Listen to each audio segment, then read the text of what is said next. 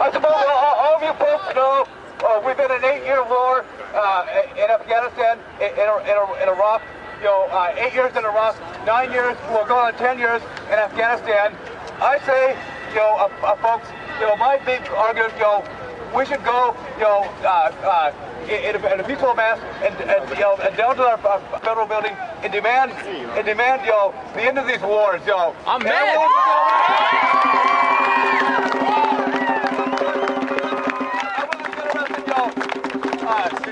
To take the street, to voice our demand at those fat cats down at the federal building. Yeah! Yeah!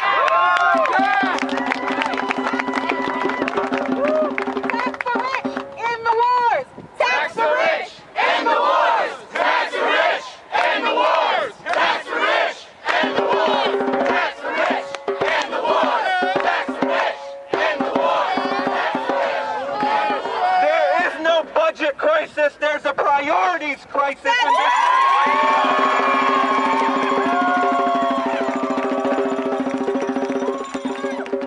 1 month before they attacked public sector unions in Wisconsin, and before they attacked our education system and workers in this country, Governor Walker and his cronies gave a tax cut of $140 million, the size of the budget shortfall, to corporations in the state of Wisconsin. That's not a budget crisis. Over the past 10 years, we have spent over $1 trillion in the wars to occupy Afghanistan, to attack and occupy Iraq. That has to end. We have to stop these racist wars right now.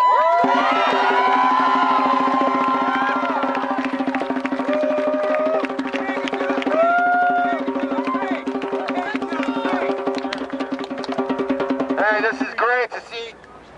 I want to turn this thing up all the way. I don't know. We got these private. This is a public square, right? This is Portland's living room. We will not be silent. Did y'all know that it's privately managed? Did you know that? That this is privately managed. We have these private security guards over here telling us we can't use this bullhorn.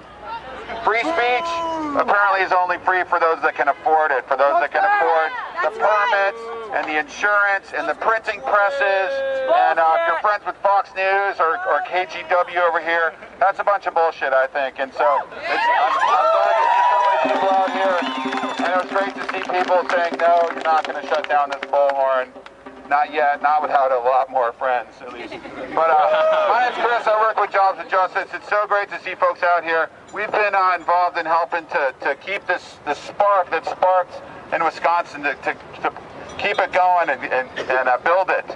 And me, for one, I'm thankful that these Republicans in Wisconsin have started this fight. I think the response, the fight back, these mobilizations, 150,000 people in Madison, the rallies happening all over the country, I think this kind of response is long overdue. That's right.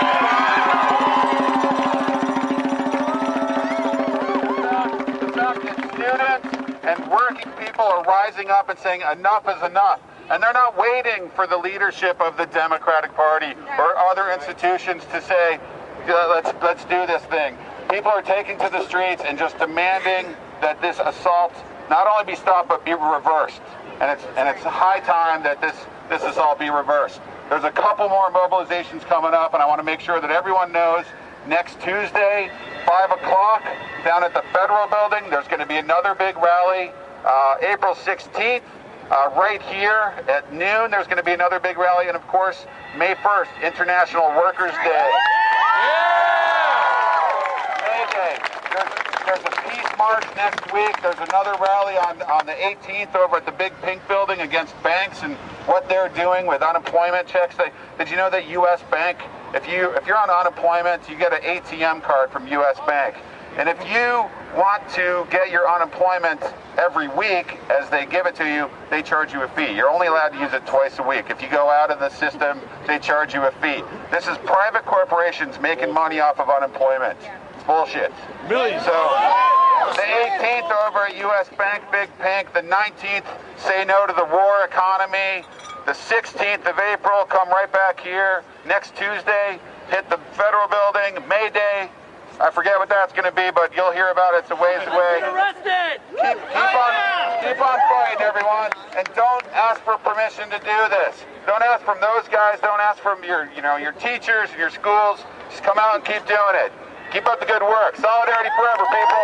Folks, as much as the budget cuts are hurting us, as much as the tuition hikes are hurting us, as much as this attack on unions is hurting us, a child dies every day in Afghanistan. Thousands and thousands of people die every year in Afghanistan. Innocent people. Last week we killed over 70 people in Afghanistan. No one heard a thing about it in the news. This is serious, folks. This is more than our unions. This is the entire global economy that's under attack by U.S. corporations. That's right. When we stand up for our rights here, when we stand up for union rights in Wisconsin and other U.S. states, we're standing up against the same corporations that are slaughtering thousands and thousands of people around the world. This is one fight, and if you want to stand in solidarity with the just absurd slaughtering of people around the world, you got to fight the corporations, got to fight the money, tax the rich and the wars. Tax the rich and the wars. Tax the rich and the wars. Tax the rich and the wars. Tax the rich and the wars. Tax the rich and the wars. Tax the rich and the wars. Tax the rich and the wars. I'm from Radical Women, and when they are attacking the unions, they're attacking the whole working class of the United States. They are trying to destroy... They are trying, and the world, exactly. They want us all to have no rights at all. This fight has been going on for a long time. It's just sped up, and therefore we have to speed up. I do believe that unless we have a different system, and I believe in socialism and feminism, we're not ever going to win this battle. We have to take it all the way, because as long as we're hanging back with the Democrats, which I'm sure most of you here are not actually, where the union rank and file is just going to be pulled to pieces, while the union leaders try to make deals with the Democrats, and the Democrats shut everybody up because they just want to make the bosses happy. So anyway, I just think we should look towards socialism. We organize for socialism. First of all, that'll really shake them up. They won't be ignoring us anymore. And secondly, it's a good answer. It can make a difference. Freedom Socialist Party and Radical Women, and there's a lot of other socialist parties. So. All right, so all of this shit has been happening for the last 40 years, all right? And we pretty much haven't seen a whole lot of pushback since Reagan took office, all right? All right, it was going on before that. It's been a while, but that's really when the shit started that we're seeing now. I apologize. I know there's kids here. So really, there hasn't really been anyone doing, like, a massive everyone on the left fights back thing, right? And we've seen the center in American politics push to the right every single year of the last 40 years. So when someone who's a centrist Democrat takes power, what do? Well, stuff that would have been right-wing craziness like 40 years ago. That's right. That's right. So we need to keep this in perspective. The things that we're advocating for in the grand scheme of things are things that, first of all, we've already had in the past. They're not crazily radical because they're not new. Like having unions. Wow, wait. Everyone, that happened in the 30s. All right? It's not just that a new world is possible, it's that we've already seen it. The old world is possible, for Christ's sake. Like, We need to talk about these things in a real way and really understand our history and understand that working people have been organizing and that everything that's come from this country that is good, like the civil rights movement, all of the other activist movements that have made this country livable for people, were people organizing. It wasn't like some politician took power and said, I want to sign the Civil Rights Act so bad. I'm going to do it right now. No, people had to be out in the streets, registering voters and doing all kinds of other things for years and years and years. And then that happened, all right? And so we need to be working on building a movement that can fight back for a legitimate thing, not just one or two rallies here and there, all right? There are unions in this city that are going to have their contracts up in June. 16 of them, over 16,000 people are going to be in the balance in June in Portland. This is about our city and whether or not we want people to be able to live in our city and have reasonable wages and have health care and have access to safe working conditions. So we're not just talking about Wisconsin right now, we're talking about our city. Ain't no power like the power of the people, because the power of the people can't stop. Say what? Ain't no power like the power of the people, 'cause the power of the people won't stop. Say what? Ain't no power like the power of the people, 'cause the power of the people won't stop. Say what? Ain't no power like the power of the people, 'cause the power of the people won't stop. Say what? Ain't no power like the power of the people, 'cause the power of the people won't stop. Say what? That there are about 1,100 billionaires in the world, and I know that their net worth is about the same as the poorest 3 billion people on this planet. I know that.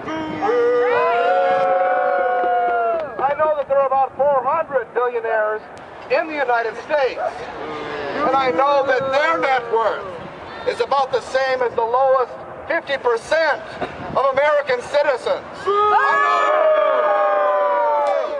Class war may be made upon us. I admit that. But I don't believe in class war. I believe, as with Gandhi, Martin Luther King, Dorothy Day, my heroes, believing in principled nonviolence, that we need to build the human community, not break it down.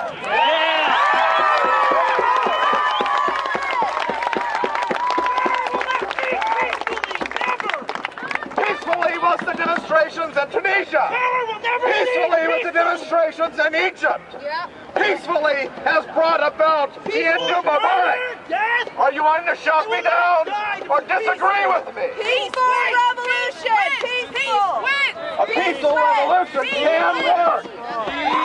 But the key to it in the United States is to control the money.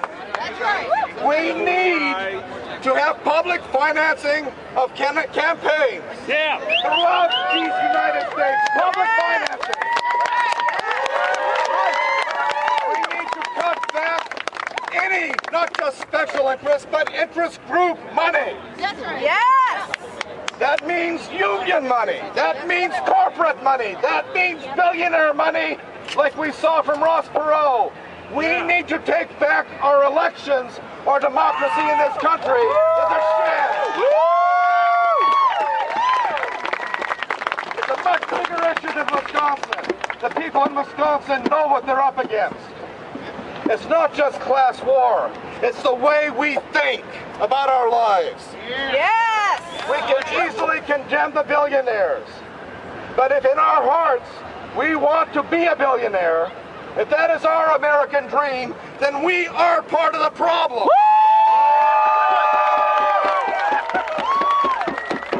It's radical. This is not by any means necessary.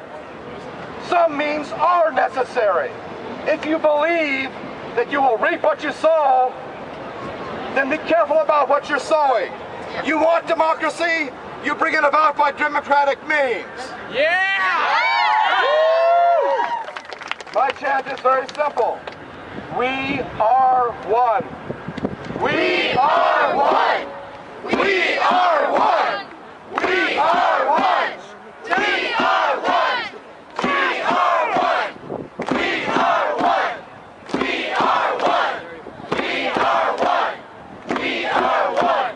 I know this is a lot more than just Wisconsin. I know this demonstration seems to be all over the place, but I think one thing we really need to think about is capitalism and the problems with capitalism and the capitalism that we have now in our society. Capitalism relies on the consistency of poverty, and it creates this culture of violence and apathy, and it's ruining us. And I think we really need to stand for socialism and not make that a dirty word, for democratic socialism. And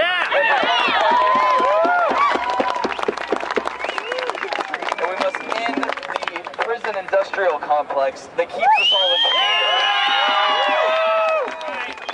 and that keeps us staying in our homes of fear of being arrested for speaking our minds. Thanks. Hey guys, my name is Jacob. I'm a member of Local 48, Electricians Union. I'm also a member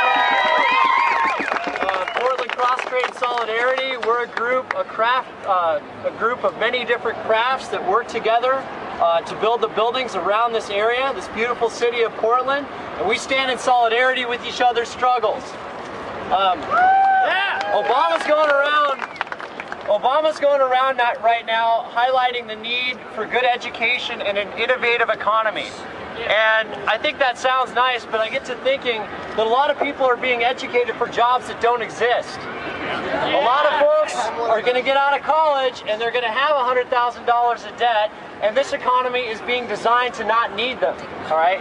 They're figuring out a way to outsource engineering. They're figuring out a way to outsource a lot of stuff, but one thing that won't be outsourced are the construction jobs in Portland, Oregon.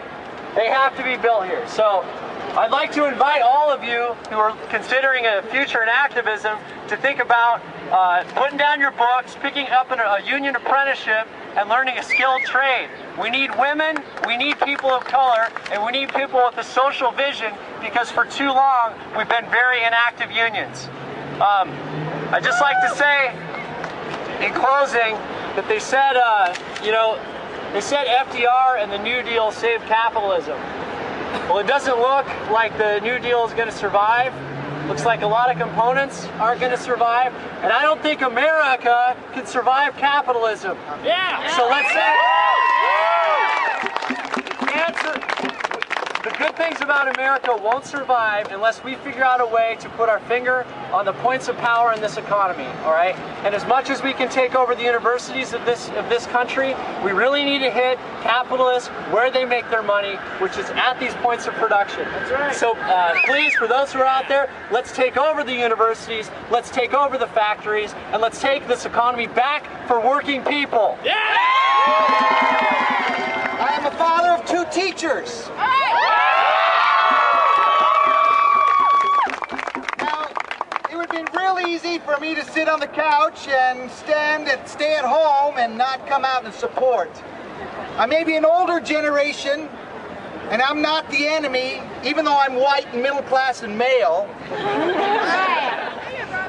We are a brotherhood, and what the unions stand for and what we do in the union is we set the standard for everyone, not just the union workers. What our forefathers fought for cannot be easily given away, and they want to take it away every chance they get.